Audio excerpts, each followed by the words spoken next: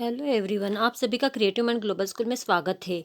बच्चों, आज हम कक्षा 5 का पाठ 10 डाकिया और अपाहिज लड़की शब्द ज्ञान में आज पढ़ेंगे भाषा की पहचान। भाषा की पहचान में बच्चों आज हम पढ़ने वाले हैं उपसर्ग प्रत्यय। अब उपसर्ग प्रत्यय क्या होता है? ऐसे शब्दांश जो किसी शब्द के आरंभ में जुड़कर उसके अर्थ में परिवर्तन कर देते हैं, उसे उपसर्ग कहते हैं। उपसर्ग किसे कहते हैं? ऐसे शब्दांश जो किसी शब्द के आरंभ में जुड़कर शुरुआत, आरंभ मतलब क्या होता है? शुरुआत। तो शुरुआत में जुड़कर पूरे वो शब्द का अर्थ का परिवर्तन कर देते हैं। अर्थ का क्या कर देते हैं? बिल्कुल चेंज कर देते हैं उसका मतलब। उसे क्या कहा जाता है? उस उपसर्ग कहा जाता है। ठीक है, जैसे देखो, पहले हमने लिखा शांति। अब शांति में उपसर्ग अ लगा देते हैं तो क्या बन जाता है? अशांति। वैसे जोर में कम लगा देंगे उपसर्ग तो कोई बन जाएगा कमजोर। समझ में अगर ना शब्द शुरुआत में लगा देंगे तो क्या हो जाएगा? ना समझ। इसे क्या कहते हैं? जो शुरुआत में शब्द लगते हैं, ऐसे जो शुरुआत में शब्द लगते हैं उसे कहते हैं उपसर्ग शब्द कहलाते हैं। ठीक है, अब प्रत्यय क्या होता है? उपसर्ग प्रत्यय। अब प्रत्यय क्या होता है? उपसर्ग का मतलब हम समझ गए। अब प्रत्यय क्या होता है?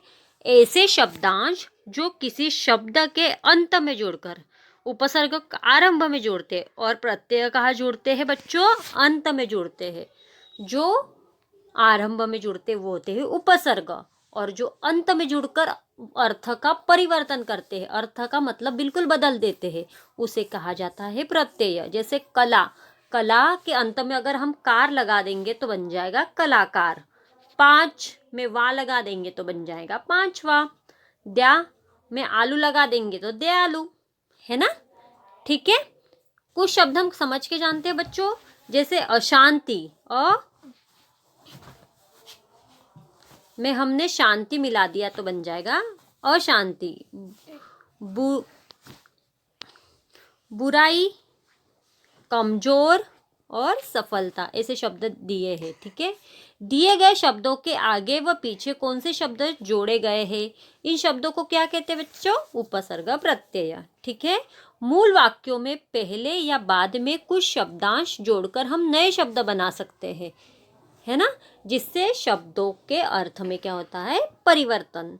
जैसे देखो बच्चों, पहले लिखा कम, ठीक है, एक शब्द है।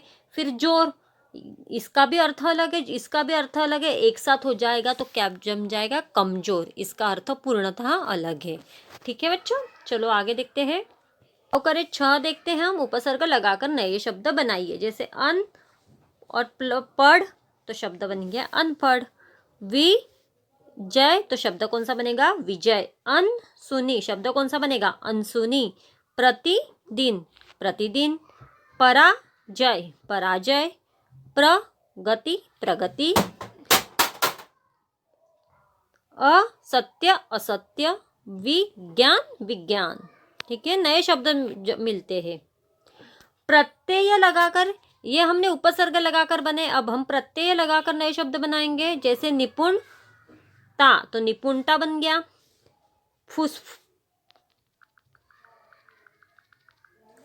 फुसफुस और आहट तो फुसफुसाहट। बोलना और वाला तो बोलने वाला। दुकानदार। शिल्पकार। सातवां कृपालु और मिठाई। बच्चों, आपको आवकरे से स्वयं करना है। आवकरे साथ देखते हैं। अ उपसर्ग से नए शब्द बनाकर लिखिए। जैसे असत्य। ठीक है, अब और कौन से शब्द बनेंगे आपको ये स्वयं करके एक बार देखना है। अज्ञान हो सकता है ना? अपरिचित हो सकता है। ऐसे आपको शब्द ढूंढने हैं बच्चों। चलो, दार प्रत्यय से नए शब्द। जैसे दार, हवलदार, पहरेदार, ऐसे शब्द आपको ढूंढने हैं बच्चों। ठीक है, गृह कार्य आपका। सोचो और बताओ। प्रिय विद्यार्थियों आपके लिए बताया है। मैं घर से विद्यालय तक आने की आपकी यात्रा के बारे में जानना चाहती या चाहता हूँ। अपने घर से विद्यालय तक के रास्ते का अनुभव आपको बताइए। बच्चों, अनुभव लेखन है। आप जब घर से निकलते हैं विद्यालय जाने के लिए, तो आपकी यात्रा में क्या क्या आपके अनुभव आते हैं, ये आपको जानना है। ठीक है, आपको रास्ते में क्या क्या दिखता है, आप रास्ते में किस किस से मिलते हैं। बच्चों, आपको ये अनुभव लेखन लिखना है आपका। आपको रास्ते में क्या क्या परेशानी होती है, आपको रास्ते में किस तरह व कैसे मज़ा आता है, सब आपको सोचना है। जब हम स्कूल जाते थे तो क्या क्या करते थे, कैसे जाते थे, कौन कौन मिलता था, है ना, हमें रास्ते में क्या क्या दिखता था, बहुत सारी चीज़ें है बच्चों, ये आपको लिखना है स्वयं। यात्रा वर्णन। यात्रा से संबंधित अनुभवों का लेखन यात्रा वर्णन कहलाता है। इसमें यात्रा से संबंधित अनुभवों के अलावा अन्य जानकारियों को शामिल किया जाता है।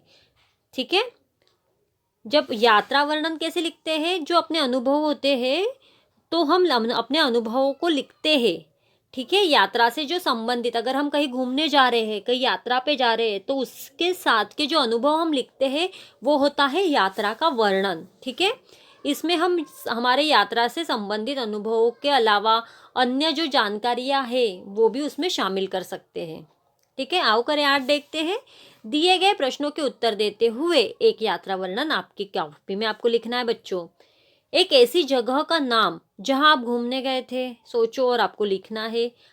आप वहां क्यों गए थे, आपने वहां जाने के लिए क्या क्या तैयारियां की, आप उस जगह तक कैसे गए, आपने वहां जाकर क्या क्या देखा, आपने वहां पर क्या क्या खाया, आपको वहां जाकर कैसा लगा और क्यों, सब आपको सोचना है और आपके कॉपी में इसको अच्छे से लिखना है। ठीक है, आओ जुड़े।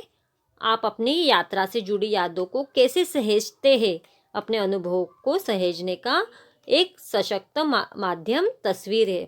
हम कहीं घूमने जाते हैं बच्चों, तो हम क्या करते हैं, वहाँ की तस्वीरें खींचते हैं, है ना, और फिर हम वापिस आ जाते हैं, हम भूल जाते हैं, पर हम वो तस्वीरें फिर देखते हैं तो हमें उस जगह की फिर से याद आती है ना। इसलिए सबसे अच्छा सशक्त माध्यम क्या है, तस्वीरें। यादों का पिटारा। हम अक्सर अपनी यादों को तस्वीरों में कैद कर सहेजते हैं, है ना।